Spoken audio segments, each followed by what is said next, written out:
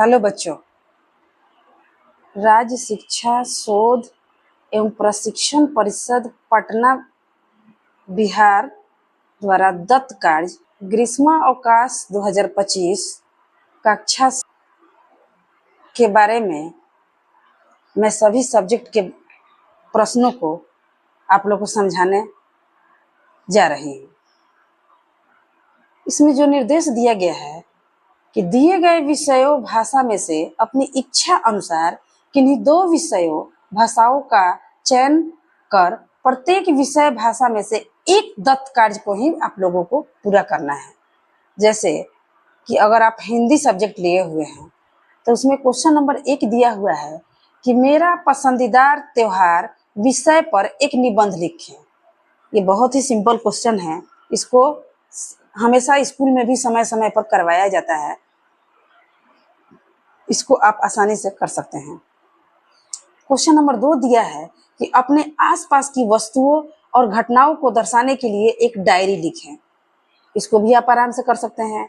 Question number 3 दिया हुआ है, आप अपनी पसंद की कोई कहानी पढ़ें एवं उसे संक्षेप में 200 शब्दों में लिखें। यह भी बहुत सिंपल क्वेश्चन है, इसको भी आप आसानी से कर सकते हैं। अब अगला सब्जेक्ट है अंग्रेजी। अंग्रेजी में क्वेश्चन नंबर 1 दिया है, इसमें भी आप लोग को एक ही करना है। Visit the market near your village, observe it and list the various items sold there, describe them.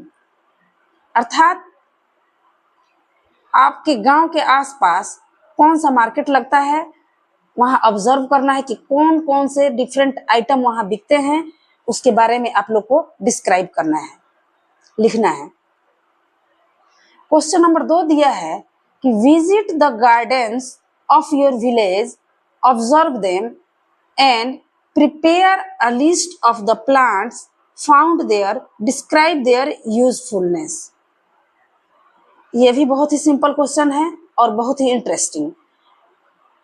इसमें आप लोग अपने गांव के आसपास देख सकते हैं कौन कौन सा पेड़ पौधा है जो यूजफुल है और उसका क्या फायदा है।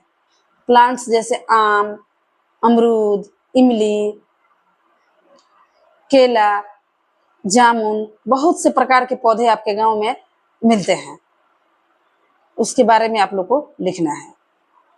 अब अगला सब्जेक्ट है संस्कृत। संस्कृत में पहला क्वेश्चन है मम परिवार, विषय संस्कृत भाषा या निबंध लिखता। अर्थात मेरा परिवार विषय पर आप लोगों को निबंध लिखना है। क्वेश्चन नंबर 2 में दिया है कि कोष्ठक में दिए गए फलों में से किन्हीं 10 फलों का नाम संस्कृत भाषा में लिखें तथा उनका प्रयोग कर संस्कृत भाषा में एक वाक्य बनाइए। जैसे सेब, केला, आम, संतरा, अंगूर, अनार, अमरूद, पपीता, नाशपाती, लीची, तरबूज, खरबूजा, जामुन, नारियल, शरीफा, बेल। इनमें से मात्र 10 कोई भी फल को आप लोग को चूज करना है, उनका नाम संस्कृत में लिखना है और उससे वाक्य बना। अब हम लोग आते हैं विषय पर, वो था भाषा का, जिसमें उर्दू में नहीं बता पाई। भाषा विषय में आप लोग को प्रत्येक विषय में से किन्हीं 2 दत्त कार्य को ही आप लोग को पूरा करना है। आप देख रहे हैं कि गणित में 4 क्वेश्चन दिया हुआ है, उसी तरह से विज्ञान में भी 4 क्वेश्चन दिया, सामाजिक विज्ञान में भी 4 क्वेश्चन दिया हुआ है।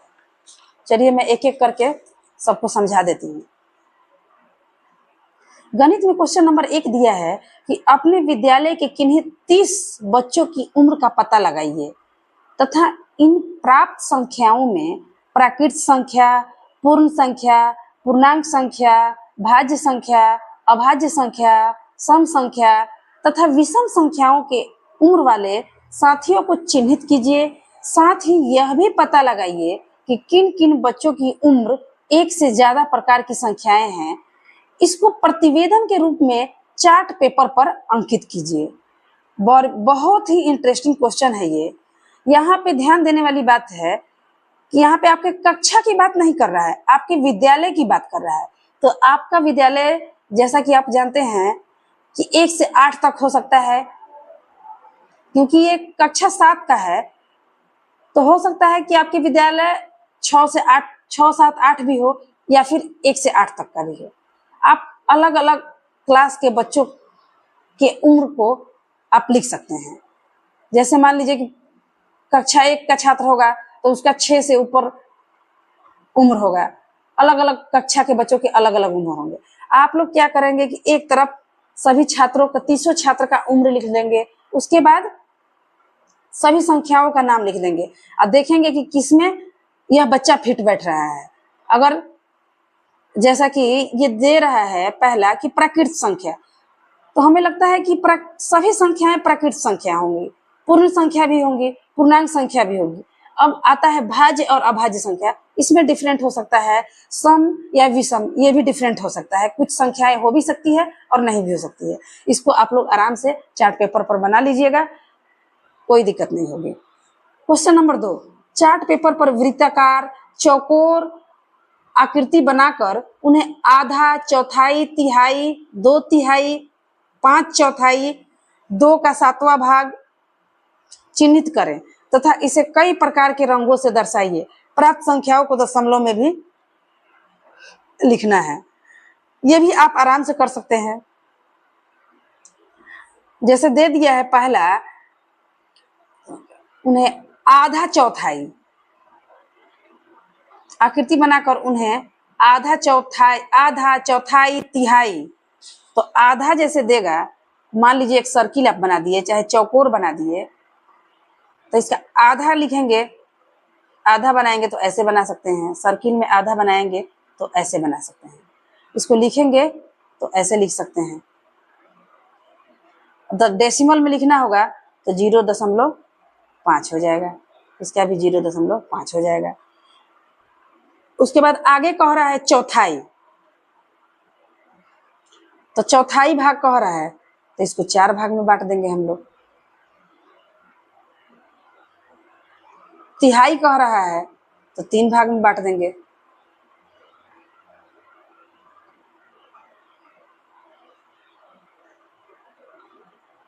पांच चौथाई कह रहा है, तिहाई कह दिया। उसके बाद 2/3, तो 2/3 कह रहा है तो 3 भाग है, तो इसमें 2 को रंग देंगे ऐसे, तो ये हो जाएगा 2/3। उसी प्रकार से कह रहा है कि 5/4, तो 5/4 कह रहा है तो ये मान लीजिए कि पहले 4 भाग में बांटेंगे, तो 5/4, 5 को रंगना है तो 1 2, ये भी रंग देंगे, ये भी रंग देंगे, ये भी रंग देंगे, तो 4 तो रंग आ गया। 5वां रंगना है हम लोग को, तो इसको भी 4 भाग में बांटेंगे, 2 3 4। अब 5/4 हुआ ये, तो ये हो जाएगा 5/4 हो जाएगा। उसके बाद 2 का 7वां भाग, तो 2 का 7वां भाग,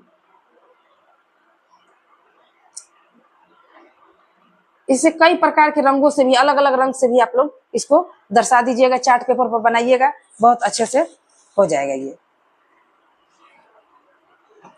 अगला कह रहा है 3 नंबर क्वेश्चन, अपने परिवार के सभी सदस्यों की आयु पूर्ण वर्ष में मालूम कीजिए। अब इनकी औसत आयु ज्ञात कीजिए। पता लगाइए कि औसत और माध्य एक ही होता है।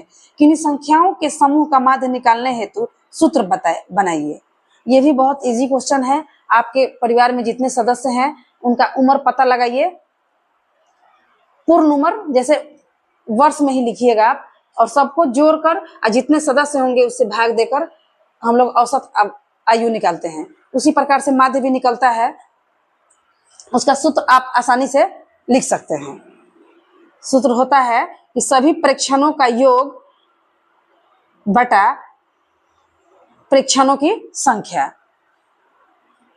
चलिए क्वेश्चन नंबर 4 दिया हुआ है कि अपने गांव में पाए जाने वाले विभिन्न प्रकार के पेड़ों की सूची बनाइए तथा उनकी संख्या का पता लगाइए। इन आंकड़ों की सहायता से चार्ट पेपर पर एक रंगीन दंडालेख आरेख खींचिए। ये भी बहुत ही इंटरेस्टिंग क्वेश्चन है, इसको भी आप लोग आसानी से पूरा कर सकते हैं। क्वेश्चन नंबर 4 में दिया हुआ है कि अपने गांव में पाए जाने वाले विभिन्न प्रकार के पेड़ों की सूची बनाइए तथा उनकी संख्या का पता लगाइए। इन आंकड़ों की सहायता से चार्ट पेपर पर एक रंगीन दंडालेख आरेख खींचिए। तो इसमें आप इसको बनाने के लिए आप सबसे पहले आप पता लगाएंगे कि आपके गांव में मान लीजिए आम है, जामुन है,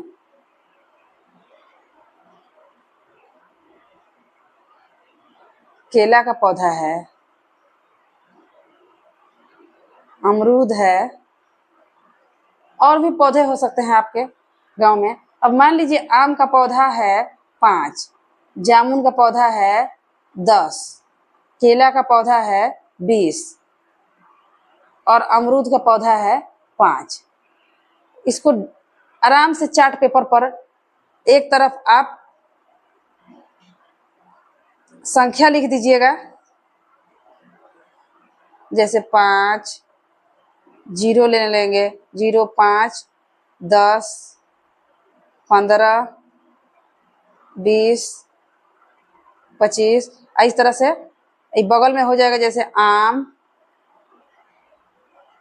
जामुन, केला, इस तरह से हो जाएगा। मान लीजिए आम है तो आम का पौधा 5 है तो 5 तक जाएगा। अमरूद है, मान लीजिए अमरूद, मान लीजिए 15 नहीं 12 ही मान लीजिए कि 12 है।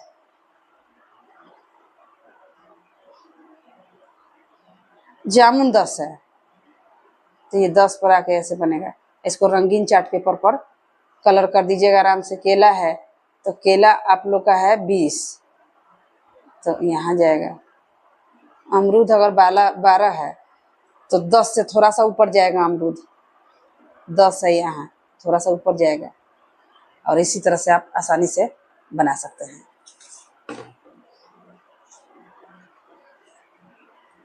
ध्यान रहे कि प्रत्येक विषय में से किन्हीं 2 दत्त कार्य को ही पूरा करना है। 4 क्वेश्चन है, इसमें से 2 ही क्वेश्चन को हम लोग को पूरा करना है। चलिए,